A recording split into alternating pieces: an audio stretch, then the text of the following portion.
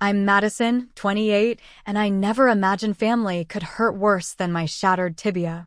2 days after a drunk driver T-boned my car, I lay alone in the hospital, drugged and terrified. My parents had chosen my sister Bailey's college orientation instead. "You'll heal, but your sister's future is time-sensitive," Mom texted. Hours later, they sent a selfie, them beaming beside Bailey's dorm room, captioned, "So proud of our baby girl starting her journey." That moment changed everything. I decided their priorities needed a serious adjustment. Where are you watching from today? Hit that subscribe button and like this video if you've ever felt like the forgotten child in your family. Trust me, what happens next will show you exactly how I transformed family betrayal into the wake-up call my parents never saw coming. Growing up, Bailey and I existed in different universes despite sharing the same household. I was the rule follower, the responsible one who maintained a 4.0 GPA, never missed curfew, and helped with dinner without being asked. Bailey, 3 years younger, operated under entirely different rules. She was the firecracker, the social butterfly who could charm her way out of any trouble with a laugh and quick excuse. "Bailey's just spirited," Mom would say when my sister came home 2 hours past curfew. "She's finding herself." When I was 16, I saved for 6 months to buy a second-hand laptop for schoolwork. When Bailey turned 16, our parents surprised her with a brand new MacBook Pro because she needed it for her photography hobby. The pattern was established early. Bailey received, I earned. My high school graduation fell on the same weekend as Bailey's regional soccer tournament. Guess which event my parents attended? I received my diploma with only my elderly grandmother in the audience, while my parents cheered Bailey's team 3 states away. "We're so sorry, Madison," Dad said over the phone that night, not sounding sorry at all. But this tournament could lead to college scouts noticing Bailey. "Your graduation is just a ceremony. You still got the diploma, right?" Despite the constant overlooking, I excelled. I worked through college with minimal financial help from my parents, earning scholarships and taking night shifts at the campus library. I graduated with honors and secured a position as a physical therapist at Memorial Hospital. The irony wasn't lost on me. I'd spent my life helping others heal while my own wounds festered beneath the surface. My apartment became my sanctuary, a small one-bedroom in a renovated Victorian house with hardwood floors and large windows. I filled it with second-hand furniture I'd lovingly restored, plants that thrived under my care, and books that provided the wisdom my parents never did. Every item represented something I'd earned through my own efforts. Meanwhile, Bailey dropped out of 3 different college programs, each time resulting in tearful family meetings where my parents reassured her it was okay to find her path. Each program came with new equipment, new housing, new expenses, all covered by our parents. When I pointed out the disparity during one such meeting, my mother actually said, "Bailey needs more support, Madison. You've always been so independent." As if my independence had been a choice and not a necessity. Still, I maintained the family peace. I showed up for holidays, remembered birthdays, and listened to my parents' endless stories about Bailey's latest adventures. I drove 3 hours to help Bailey move between apartments when she decided her roommate's energy was too intense. I held my tongue when my parents forgot my birthday but threw Bailey an elaborate surprise party 2 months later. "Family comes first," my mother always said, though it became increasingly clear that in their eyes, Bailey was more family than I was. I didn't resent my sister, not really. Bailey was just playing the game according to the rules our parents had established. She'd been cast as the star, and I was the supporting character. What hurt was how readily my parents had assigned these roles and how stubbornly they maintained them, even as we entered adulthood. When I received a promotion to senior therapist last year, I called my parents with the news. Dad answered, listened for approximately 30 seconds, then interrupted. "That's great, honey, but can I call you back?" Bailey just sent us photos from her backpacking trip in Thailand, and they're amazing. He never called back. That was our family dynamic. A constant orbiting around Bailey's sun while I existed in the cold outer reaches of the solar system. I had accepted this reality so completely that I no longer expected anything different. Perhaps that's why what happened after my accident hit me so hard. Even from the farthest reaches of space, you can still feel the shock of a meteor impact. The night everything changed started like any other. I had just finished a late shift at the hospital, having covered for a colleague who needed to attend her son's school play. It was nearly midnight, and a light rain had started to fall, creating halos around the streetlights as I walked to my car. I remember thinking about stopping for groceries, then deciding it could wait until morning. That small decision, to drive straight home instead of to the 24-hour supermarket, might have saved my life. I was 10 minutes from my apartment, waiting at a red light on Maple and 4th, when I saw headlights approaching in my rearview mirror. They were moving too fast, swerving slightly. I remember reaching for my seatbelt, a reflexive check even though I always wore it. The light turned green. I pressed the accelerator. I never saw the pickup truck that ran the red light from the cross street. The impact came from the driver's side, a violent explosion of metal, glass, and airbags. My car spun across the intersection, the world outside a blur of rain and streetlights. When it finally stopped, I was facing the wrong direction, my leg pinned beneath the crumpled dashboard. The pain hit seconds later, white-hot and all-consuming. I could hear someone screaming and realized distantly it was me. Then came the voices, concerned bystanders, someone calling 911, someone else telling me not to move. The rain fell through my shattered window, mixing with the blood on my jeans. The paramedics arrived quickly. I remember fragments of their conversation as they worked to stabilize me before extraction: compound fracture, significant blood loss, possible internal injuries. They administered something for the pain, and the world became mercifully fuzzy. At the hospital, things moved with urgent efficiency. Scans confirmed what the paramedics suspected. My tibia had broken through the skin, requiring immediate surgery. I had also suffered 3 broken ribs, a concussion, and numerous lacerations. Before they wheeled me into the operating room, I managed to tell the nurse to call my parents.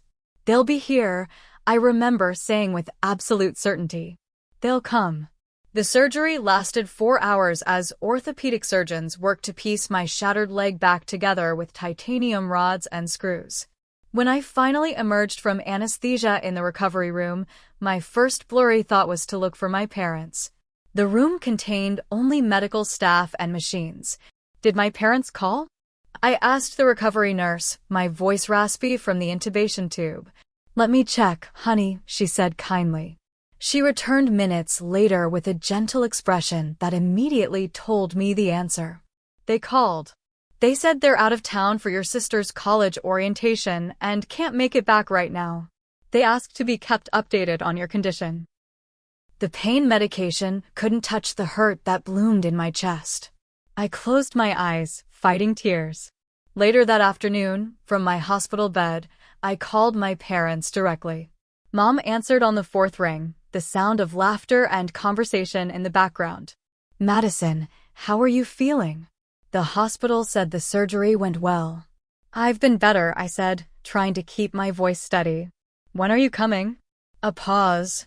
I could hear her cover the phone, speaking to someone else, my father, presumably.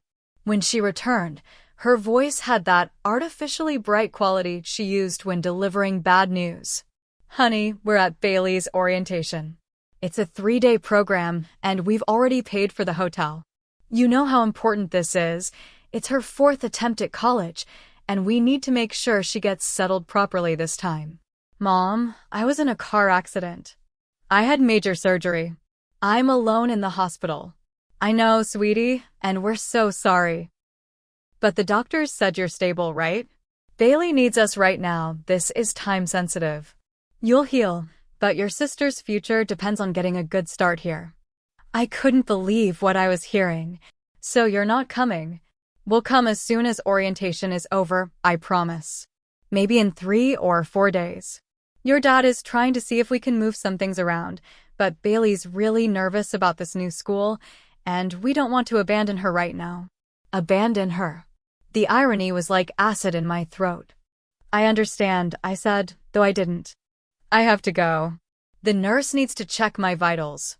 It was a lie, but I couldn't bear to hear any more justifications. After hanging up, I stared at the ceiling, trying to process what had just happened. The pain in my leg throbbed in time with my heartbeat, but it was nothing compared to the hollow feeling in my chest. The hospital staff noticed my distress. My primary nurse, Carolyn, brought me extra blankets and sat with me during her break. Another nurse helped me call Amber, a coworker who had become a close friend over the past 2 years. Amber arrived within the hour, her face tight with concern and anger when I explained why my parents weren't there. That's messed up, Madison. Seriously messed up. It's fine, I said automatically, the response I'd been programmed to give my entire life when faced with my parents' behavior. Bailey needs them more. Amber looked at me for a long moment. No, she doesn't. And it's not fine. She stayed with me that night, sleeping uncomfortably in the recliner beside my bed, leaving only briefly to feed her cat and grab fresh clothes. She helped me wash my face, brought me real food to supplement the hospital meals, and made me laugh despite everything. This is what family actually does, she told me as she combed my tangled hair the next morning. They show up. The next day was a blur of pain management, doctor visits, and the first excruciating attempts at movement. The orthopedic surgeon explained that while the surgery had been successful, my recovery would be long and difficult. 6 weeks non-weight-bearing, followed by months of physical therapy. As a physical therapist myself, I understood exactly what lay ahead, the painful progression, the setbacks, the slow rebuilding of strength and function. What I didn't anticipate was facing it essentially alone. My parents called that evening, a brief check-in where they spoke more about Bailey's dorm room and orientation activities than my condition. I answered their questions mechanically, too tired to feel much of anything. She's meeting such interesting people, Mom gushed. Her roommate is from Seattle and plays the cello. That's nice, I said, watching the 4-drip medication into my arm. And the campus is beautiful. Her dorm is newly renovated, with these cute study pods in the hallways. I closed my eyes. I'm glad she likes it. We're taking her shopping tomorrow for dorm supplies. She needs so many things: a mini fridge, new bedding, a desk lamp. I didn't bother mentioning that I needed things too: help bathing, assistance with pain management, emotional support. What would be the point? After the call, I tried to sleep, but couldn't. The night stretched endlessly, punctuated by vitals checks and pain medication administration. I lay awake, staring at the shadows on the ceiling, listening to the beeping of machines and occasional voices in the hallway. The message arrived at 10:23 the next morning. My phone chimed with a text notification from my mother. I opened it, expecting perhaps an update on when they might visit. Instead, I found a photo, my parents and Bailey, all three beaming at the camera, standing in what was clearly a college dorm room. Bailey was making a peace sign, my father had his arm around her shoulders, and my mother was holding up a college-bound banner. The caption read, "So proud of our baby girl starting her journey." I stared at the image, unable to process what I was seeing. There was no mention of me, no acknowledgement that their other daughter was lying in a hospital bed with a shattered leg. Just celebration, as if nothing else in the world mattered beyond Bailey's 4th attempt at college. Something broke inside me then, something fundamental that had been cracking for years, but had somehow held together through sheer determination. The nurse found me sobbing uncontrollably, the phone still clutched in my hand, my body shaking so violently that my leg brace rattled against the bed rail. They had to sedate me. When I woke hours later, Amber was back, her expression a mixture of concern and barely contained fury. She held my hand while I explained what had happened, showing her the selfie that had finally broken me. I've always known I was second place, I whispered. But I didn't think I meant nothing. You don't, Amber said firmly. You mean everything to a lot of people. Just not to them, and that's their loss. I scrolled through years of similar incidents stored in my memory. My parents missing my college graduation because Bailey had a minor fender bender the night before. Them forgetting my 30th birthday, but throwing an elaborate surprise party for Bailey's 27th. My father cutting short my phone call about a promotion because Bailey was sending vacation photos. It's always been like this, I said, my voice hollow. When I needed braces as a teen, they made me get a job to pay half because it was cosmetic, but they paid for Bailey's full orthodontic treatment the next year without question. When I got into physical therapy school, they said they couldn't help with tuition because they were financially strained, then bought Bailey a car the same month. Amber listened, her face growing increasingly troubled. Madison, this isn't normal. This isn't what parents do. It's what my parents do. Well, they suck, Amber said bluntly. And you deserve better. The hospital's social worker stopped by that afternoon, concerned about my emotional state. Dr. Patel was a kind woman with gentle eyes who sat beside my bed and simply listened as I poured out 30 years of being the less favored child. What you're describing is a long-standing pattern of differential treatment, she said when I finally ran out of words. It's not uncommon in families, but that doesn't make it any less harmful.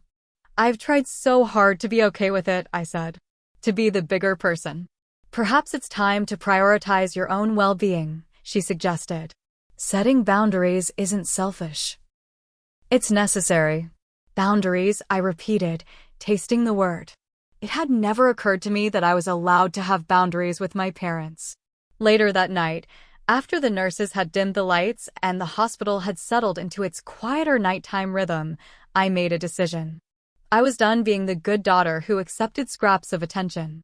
Done making excuses for my parents' behavior. Done pretending it didn't hurt. For the first time in my life, I decided to put myself first, and that meant stepping away from the people who had always put me last. 3 days later, I was discharged from the hospital.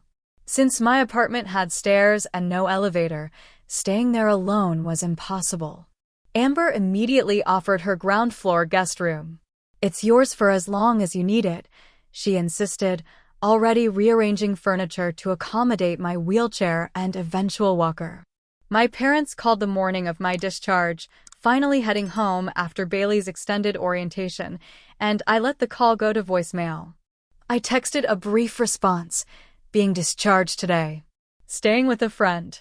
We'll be in touch when I'm ready. Then I turned off my phone. The next 4 weeks were focused entirely on healing, both my body and my spirit. Amber helped me settle into her guest room, which she'd transformed with small touches to make me feel at home. My favorite throw blanket retrieved from my apartment, fresh flowers on the nightstand, a stack of books I'd been meaning to read. With Amber's help and the assistance of a home health nurse who visited 3 times a week, I navigated the challenges of early recovery. The awkward sponge baths, the painful exercises, the frustration of dependence. As a physical therapist, I knew exactly what my body needed to heal, but experiencing it firsthand was humbling. By week 2, I felt strong enough to turn my phone back on. The notifications were overwhelming. 27 missed calls from my parents, 40-plus text messages, several voicemails, and even emails.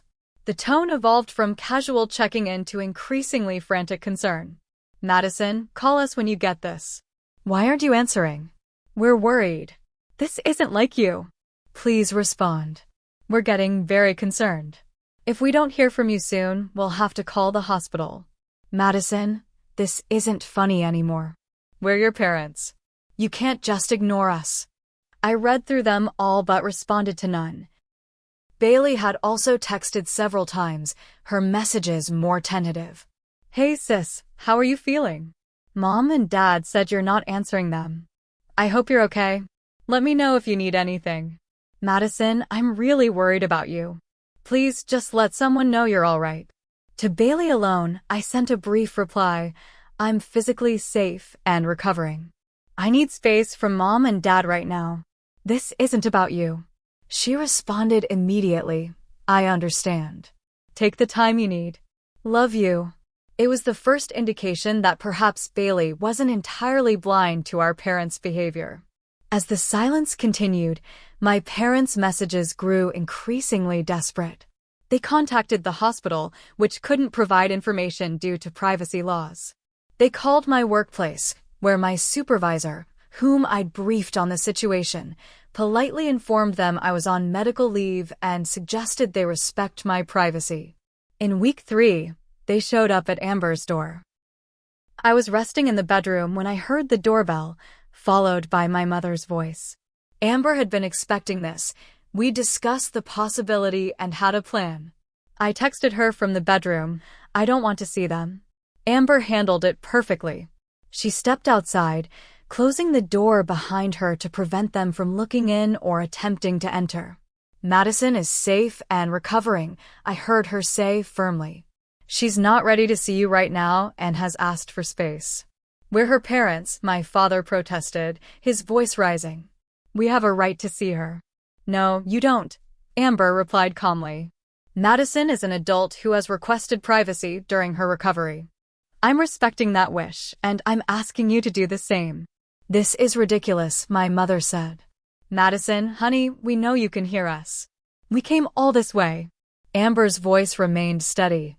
"Coming all this way now doesn't change the fact that you weren't there when she needed you most. Madison will contact you when she's ready.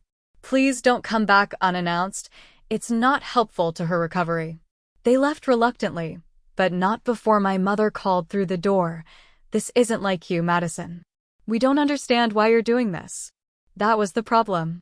They didn't understand, had never understood, how their behavior affected me.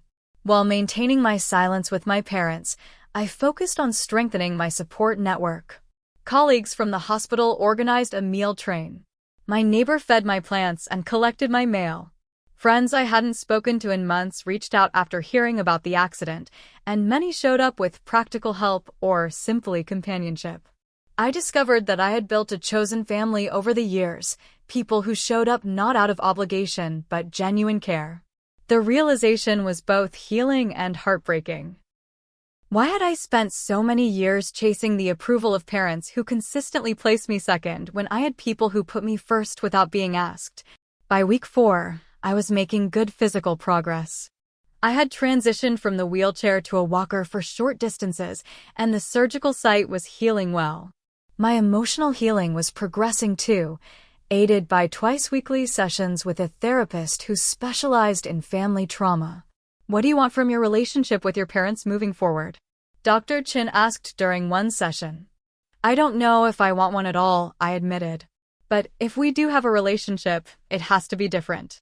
They need to understand what they've done and take responsibility for it. No more excuses, no more Bailey first and always." "And if they can't do that?" I considered the question. "Then maybe it's better to have no relationship than a harmful one." It was a revelation. The understanding that no relationship was preferable to a damaging one, even with parents. The silence had given me clarity I'd never had before. For the first time, I was seeing my family dynamic from the outside rather than from within the fog of emotional manipulation I'd lived in for decades.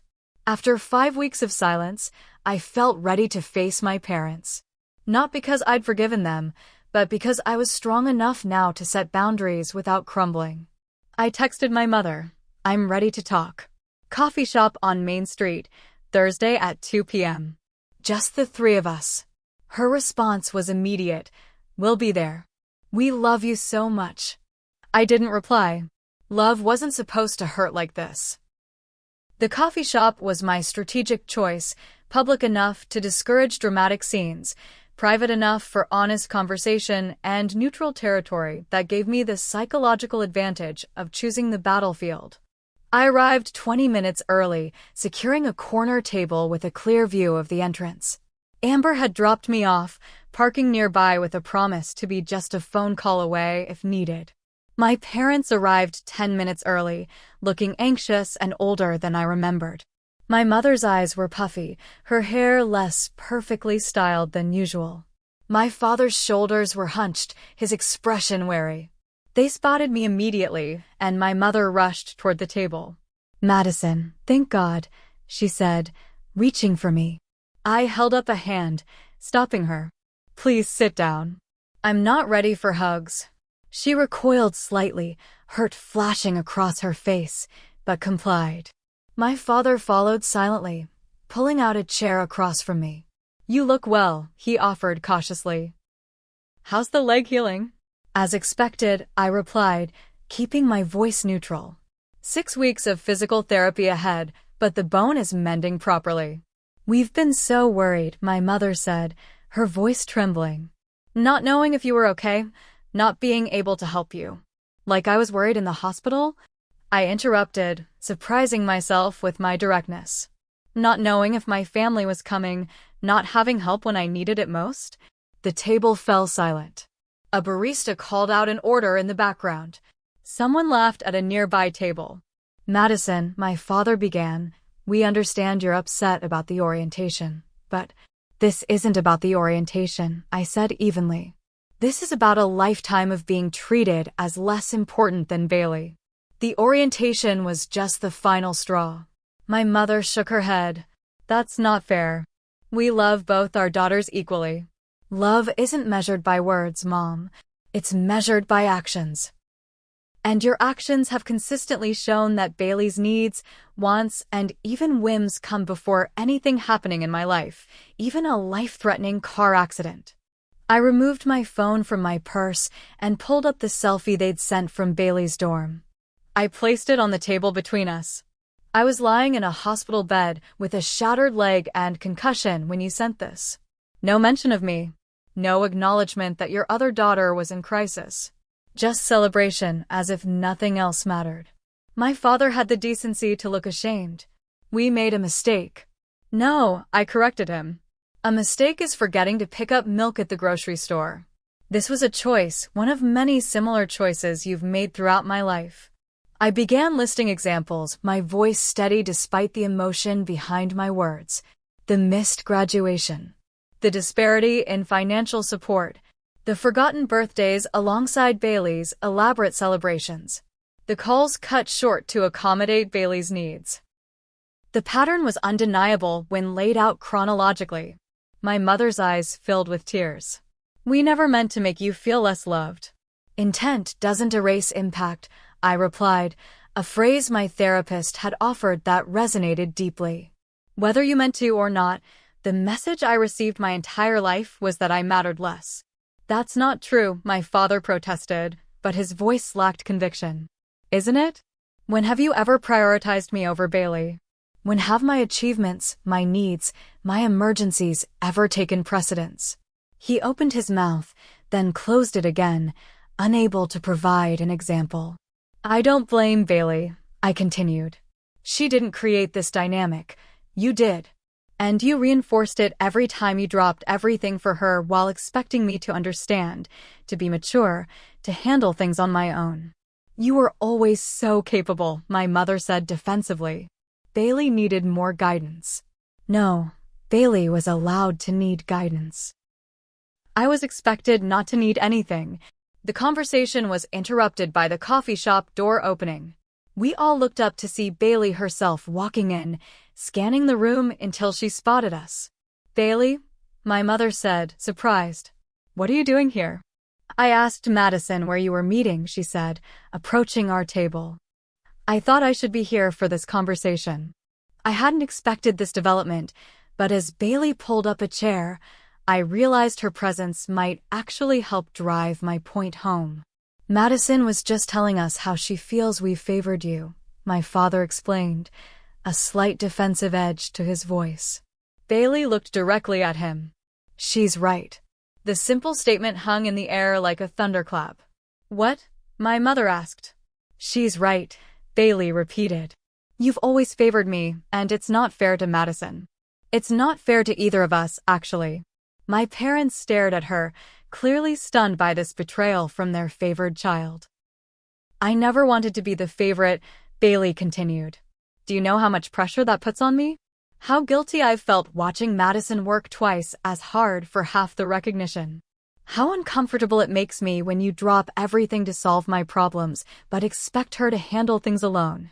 I looked at my sister with new understanding. We'd never discussed this aspect of our family dynamic, both trapped in the roles assigned to us. I love you both, Bailey said, her voice softening, but Madison deserved better. She deserved parents who showed up for her surgery instead of my stupid orientation. I would have been fine on my own. I'm 25, not 5. My parents appeared genuinely speechless, glancing between us as their carefully constructed family narrative crumbled. Here's what's going to happen, I said, bringing the conversation back to my prepared points. I'm setting boundaries. I don't know what our relationship looks like moving forward, but I know it can't continue as it has been. I outlined my terms clearly. No more comparing Bailey and me, acknowledgement of past favoritism, and a commitment to more balanced attention. I explained that I would be limiting contact for the next few months as I continued my physical and emotional healing. If you want to rebuild a relationship with me, it starts with respecting these boundaries, I concluded. No dropping by unannounced, no guilt trips, no acting like I'm being unreasonable for protecting myself. And if we don't agree with these boundaries, my father asked, the concept clearly foreign to him. Then we don't have a relationship, I said simply. I'd rather have no parents than parents who continue to hurt me. Bailey reached across the table and took my hand, a gesture of solidarity that brought unexpected tears to my eyes. I support Madison in this, she told our parents. And I'll be setting some boundaries of my own. My mother wiped her eyes, visibly struggling to process everything. We never realized, we never intended. I know, I said, softening slightly. But impact matters more than intent. You have a choice now. You can dismiss my feelings and continue as before, or you can do the hard work of examining your behavior and making real changes. As I stood to leave, using my crutches for balance, I felt lighter than I had in years. Whatever happened next, whether my parents rose to the occasion or not, I had finally spoken my truth. I was no longer the good daughter silently accepting scraps of attention. I was Madison, worthy of respect, consideration, and equal love. Bailey walked me out to where Amber was waiting, leaving our parents at the table with much to consider. That was brave, my sister said quietly. It was necessary, I replied. For the first time in our adult lives, we were truly on the same side. Not as competitors for parental attention, but as sisters supporting each other's growth and healing. The weeks following our confrontation were quiet. My parents respected my request for limited contact, though my mother sent occasional text messages, brief, cautious inquiries about my recovery that I answered with equal brevity. Bailey, however, became a more consistent presence in my life, visiting twice weekly as I continued physical therapy and gradually regained independence. They're struggling, she reported during one visit, stirring honey into her tea at my kitchen table. I had recently moved back to my apartment, now navigating with a walking boot instead of crutches. Dad's defensive, keeps saying we're exaggerating. Mom's been crying a lot, looking through old photo albums. Are they actually reflecting, or just feeling sorry for themselves? I asked. Bailey considered this. Both, I think. Mom asked me yesterday if I really felt they'd treated us differently. I told her to count how many photos of each of us are displayed in their house. There are 27 of me and exactly 3 of you. I snorted. Did she count? Yes, and then she cried again. Bailey sighed. I think she's genuinely horrified, now that she's seeing it. Dad's having a harder time admitting it. 3 months after the accident, my parents suggested family therapy. I agreed cautiously, setting clear parameters. I would participate remotely until I felt comfortable being in the same room with them, and I reserved the right to end any session that became manipulative or unproductive. Dr. Levinson, the family therapist, was a straightforward woman in her 50s who established ground rules immediately, No interrupting, no dismissing others' feelings, and a commitment to honest reflection.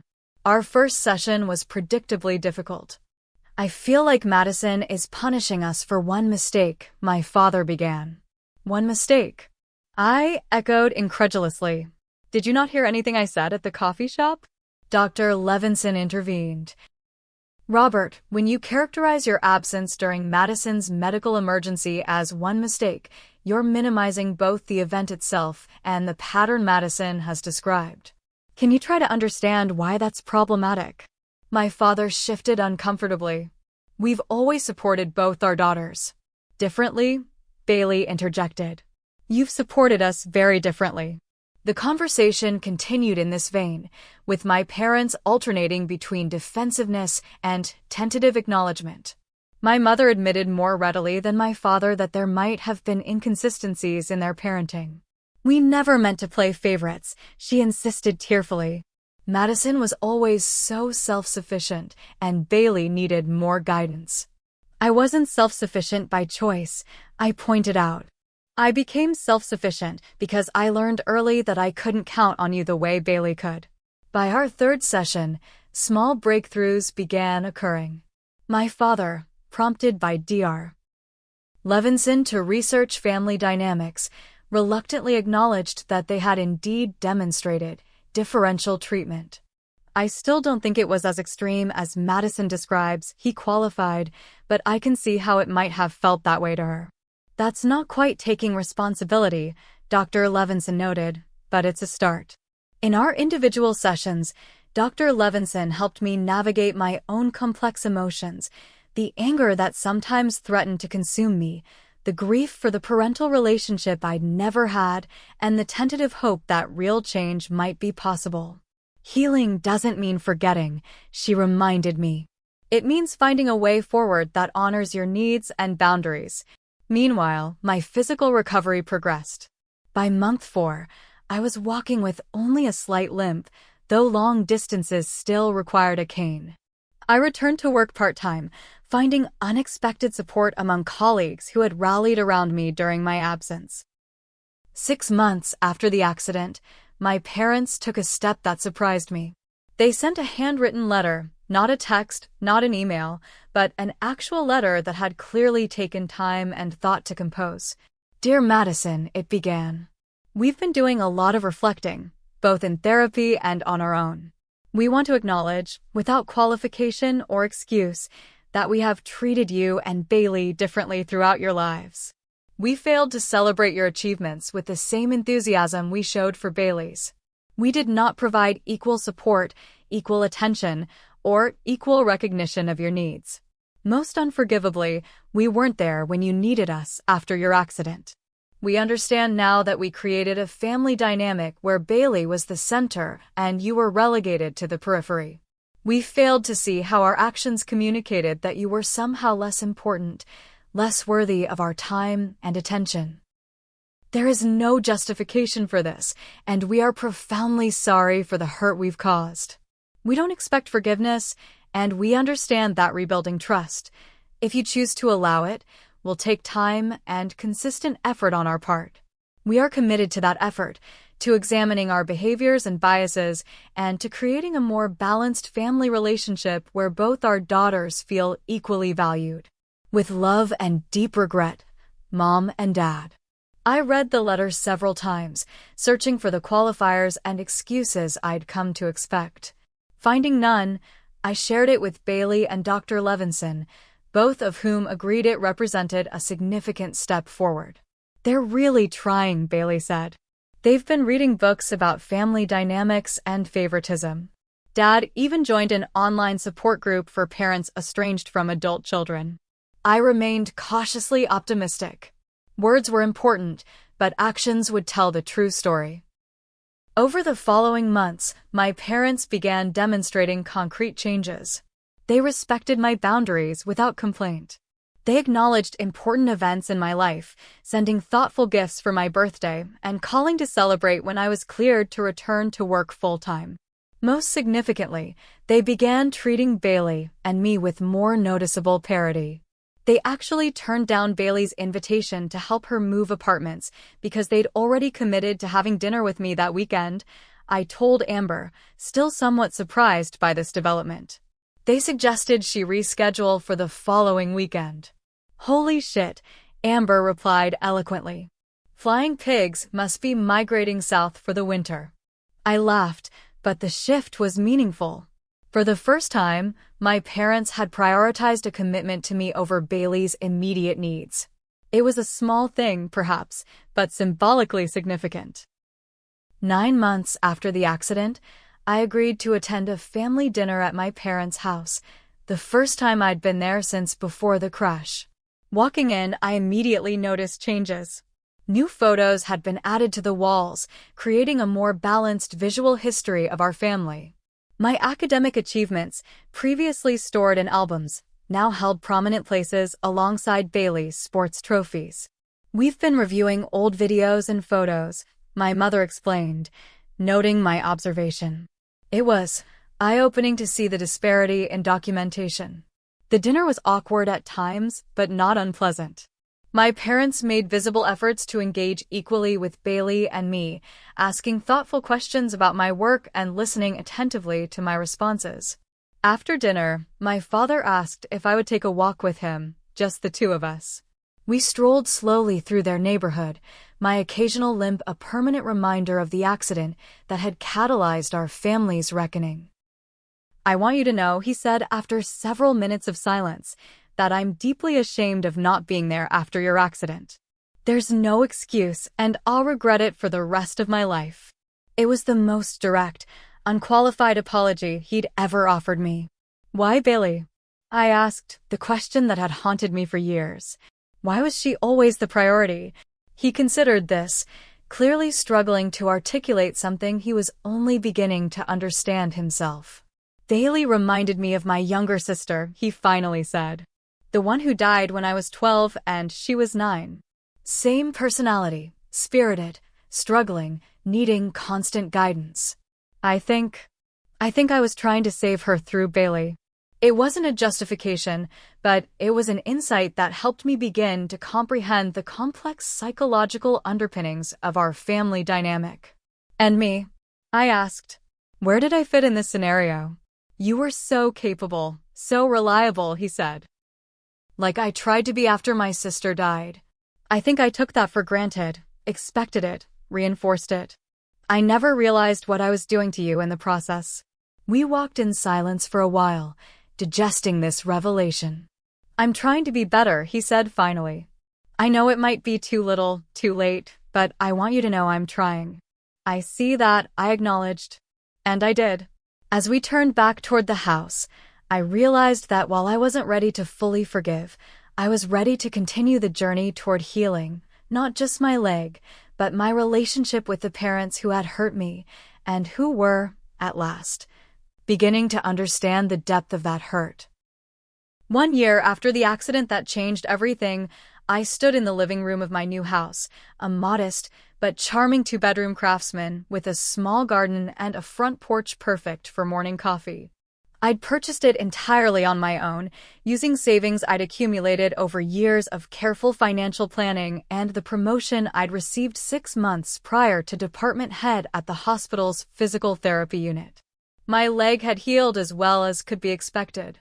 I walked with a barely perceptible limp, noticeable only when I was tired or the weather turned cold and damp. The titanium rod would remain in my tibia permanently, setting off airport metal detectors and serving as a tangible reminder of both trauma and recovery. The emotional healing had been more complex, but equally significant. Through continued therapy, both individual and family, new patterns had gradually replaced old ones.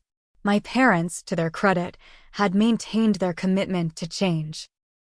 The transformation wasn't perfect. Old habits occasionally resurfaced, requiring gentle but firm correction, but the difference was undeniable. My mother called regularly now, asking about my work and actually listening to my responses. My father had taken an interest in my home buying process, offering practical advice without attempting to control my decisions. They remembered my birthday, celebrated my achievements, and acknowledged my needs with a consistency that still sometimes surprised me. Most importantly, they no longer placed Bailey's desires automatically at the center of every family interaction. Bailey herself had flourished under this new dynamic, completing her degree program, finally, and establishing clearer boundaries of her own. Our relationship as sisters had deepened, no longer distorted by competition for parental attention. "It's weird," Bailey confessed during my housewarming party, the two of us momentarily alone in the kitchen. For so long, I defined myself by being their focus. I didn't realize how limiting that was until it changed. "We were both limited by the roles they assigned us," I replied, arranging cheese on a platter.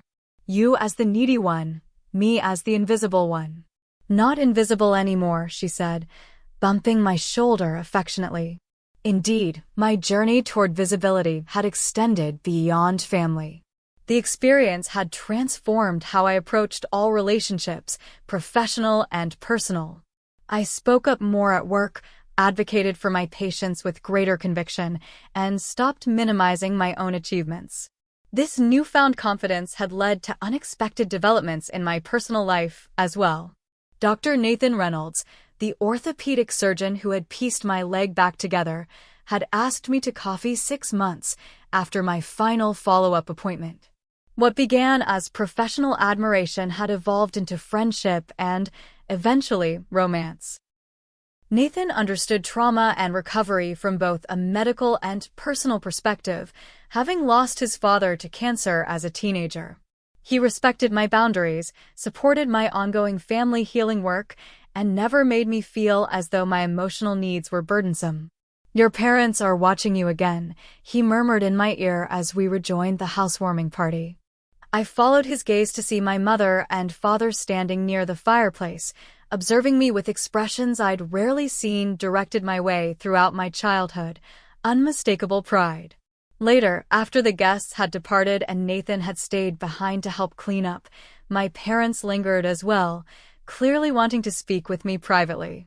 Nathan tactfully excused himself to take out the recycling, leaving the three of us alone in my new living room. "We have something for you," my mother said, retrieving a large, flat package from beside the couch. A housewarming gift. I unwrapped it carefully to find a framed collage of photographs, images of me throughout my life, from infancy to recent months. Me taking my first steps. Graduating from high school and college. Working with patients. Standing with my team at the hospital. Moments large and small that I hadn't realized had been captured at all. "We found these while going through old albums and boxes," my father explained. "We realized we had documented your life more than we remembered, but we'd kept the evidence tucked away instead of celebrating it." I traced my fingers over the images, emotion tightening my throat. "There's a letter in the back," my mother added softly. Behind the frame, I found an envelope containing a handwritten note. "Madison, as you build this new home and this new chapter of your life, we want you to know that our greatest regret is not fully seeing you sooner. The remarkable woman you've become, compassionate, resilient, principled, is a testament to your character, not our parenting. We are sorry for every time we made you feel less important, less valued, less loved. We cannot change the past, but we promise to be better parents in the present and future. You deserve nothing less. With love, admiration, and profound respect. Mom and Dad." I couldn't speak for several moments, overwhelmed by emotions I couldn't quite name. Not quite forgiveness, not quite reconciliation, but something approaching peace. "Thank you," I said finally. "This means a lot." As they prepared to leave, my father paused at the door. "We're proud of you, Madison. Not just for what you've accomplished, but for having the courage to hold us accountable. You've made all of us better." After they'd gone, Nathan returned, surveying my tear-stained face with concern. "You okay?" "I'm getting there," I said honestly. "It's a process." Later that night, as we sat on my new porch watching fireflies illuminate the summer darkness, I reflected on the journey of the past year. The physical pain had been excruciating but finite. The emotional pain had been deeper but ultimately transformative. I had lost the comforting illusion of a perfect family, but gained an authentic one instead, imperfect, still healing, but real. I had discovered my voice and learned that using it, though frightening, could lead to profound change. I had built a life filled with people who valued me exactly as I was, not as an afterthought or a reliable background character, but as a protagonist in my own story. My shattered leg had mended, leaving scars, but also strength. My family had fractured and begun to heal in new configurations, the breaks creating space for honest communication and genuine connection. Nothing was perfect, but everything was more authentic than it had been before. Sometimes the most devastating breaks lead to the most necessary healing. Sometimes you have to shatter completely to rebuild something stronger. And sometimes the people who hurt you the most deeply can, if they're willing to do the work, become the people who help you heal.